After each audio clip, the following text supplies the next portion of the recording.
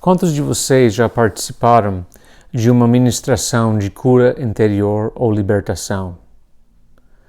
Seja numa reunião particular, seja num retiro de igreja, numa conferência?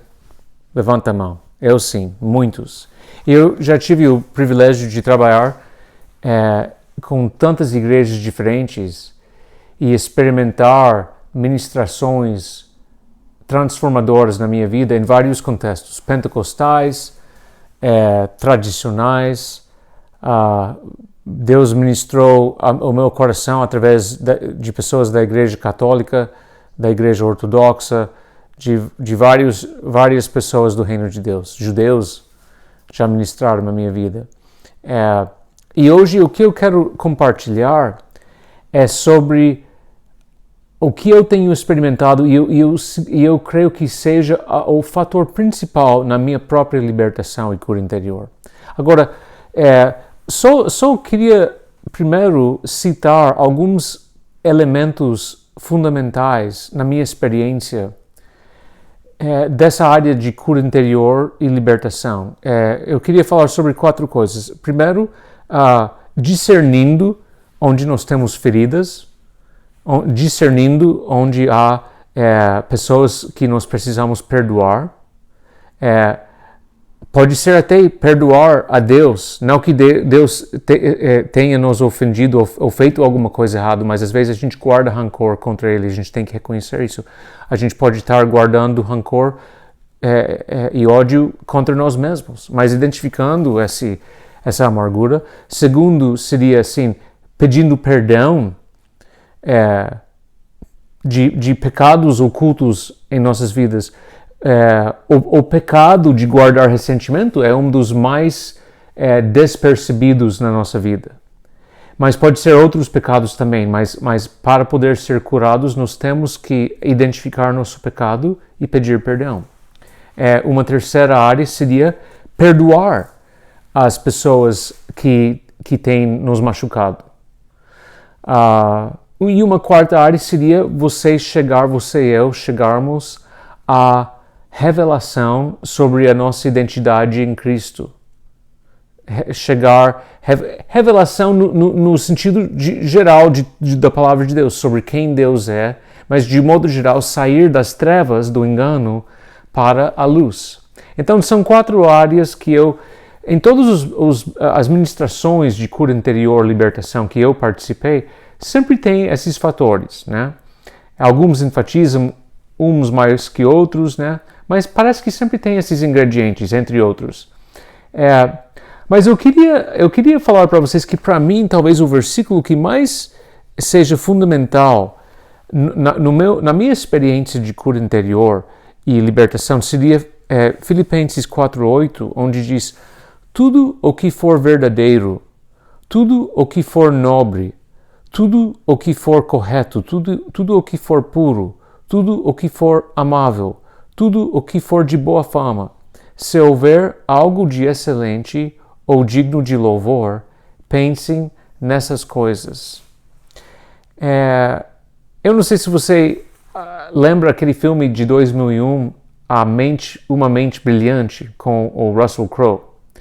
Nesse filme, o Russell Crowe, ele atua o papel de um professor universitário de uma universidade elite dos Estados Unidos, e este professor é muito brilhante, tem uma capacidade extraordinária na área da matemática, porém, e talvez em parte por causa dos estudos dele, o esforço mental, ele acaba desenvolvendo alguns problemas cognitivos.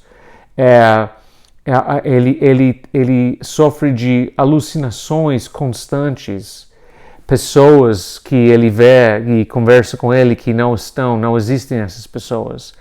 E as pessoas percebem que ele está alucinando e ele tem problemas mentais, e esses problemas dele estão ameaçando destruir seus relacionamentos, seu casamento, sua carreira.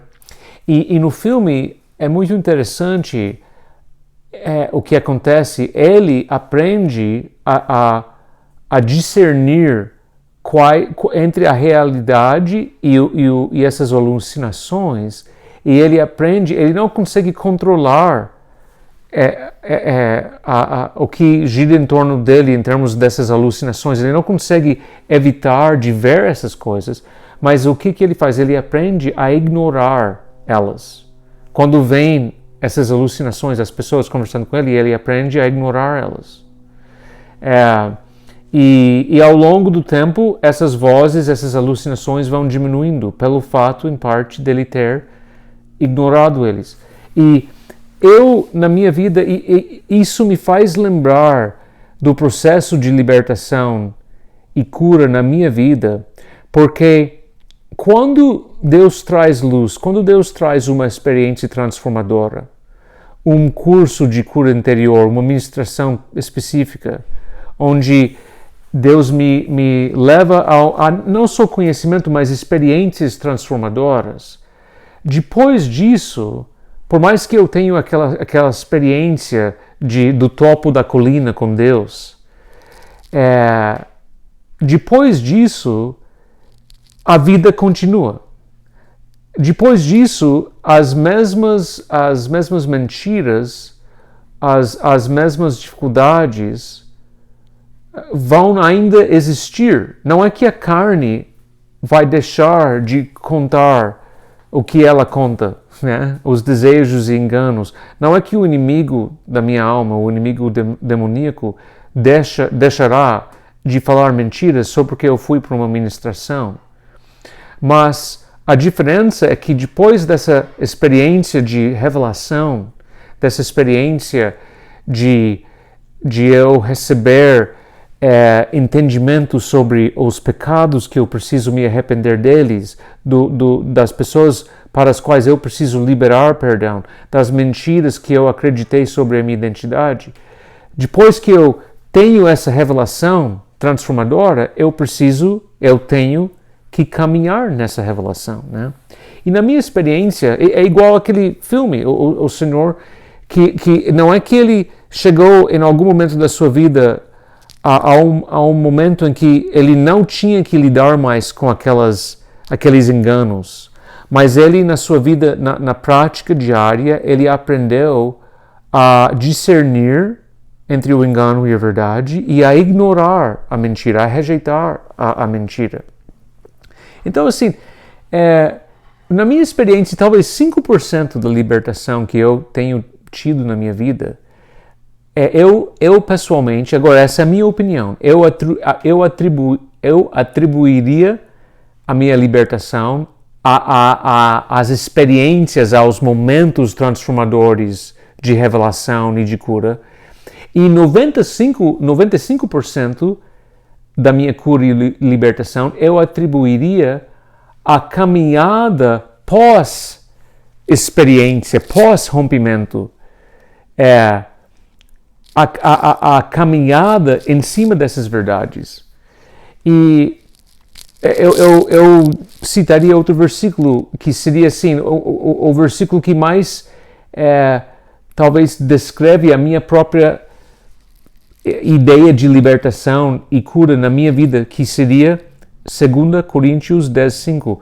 Destruímos argumentos e toda pretensão que se levanta contra o conhecimento de Deus, e levamos cativo todo pensamento para torná-lo obediente a Cristo. Amados, o inimigo ele muda de sua abordagem comigo.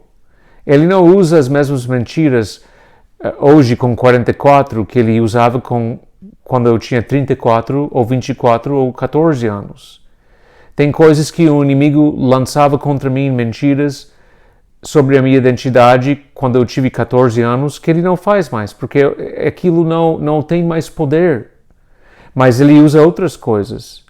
Mas uma coisa que eu posso te dizer é que a vitória para mim não é a ausência da voz do inimigo, ou a ausência da influência e os apetites e pensamentos pecaminosos da minha carne. A vitória vem principalmente da disciplina que o Senhor dá. Eu não estou querendo dizer que é uma coisa que eu faço ou eu tenho mérito próprio, mas é uma disciplina que o Espírito Santo tem me ajudado a desenvolver, a discernir a mentira e rejeitar a mentira.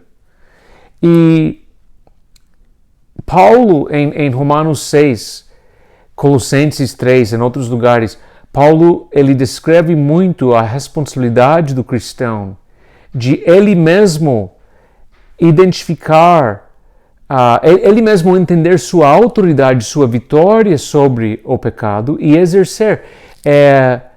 Em Colossenses 3, 5 a 10, ele diz, eu estou pulando algumas frases, mas ele diz assim, vocês façam morrer tudo o que pertence à natureza terrena de vocês. E mais tarde ele continua, agora vocês abandonem estas coisas.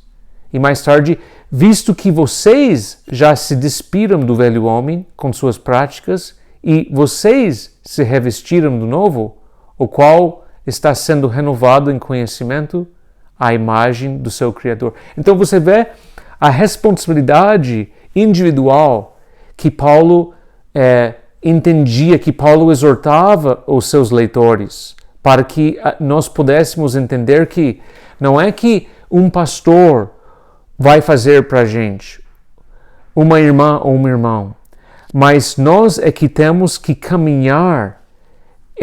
A morte de Cristo nos deu vitória, eu creio nisso, nos deu vitória sobre todo o pecado, sobre toda mentira. Nós temos essa autoridade, porém, cabe a nós ou exercermos ou não exercermos essa autoridade.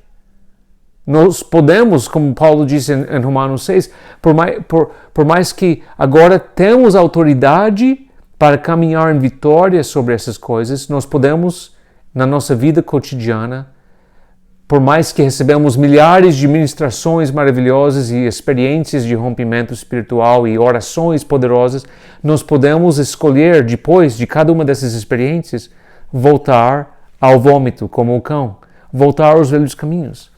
Então, eu só queria compartilhar isso, talvez você concorde, talvez você discorda. Na minha experiência, eu só queria destacar isso, que assim, nenhuma quantidade de livros, ministrações, encontros pessoais, buscando cura interior e libertação, podem substituir a disciplina de caminhar em cima dessas coisas na nossa vida cotidiana, quando ninguém está presente, a não ser você e o Espírito Santo.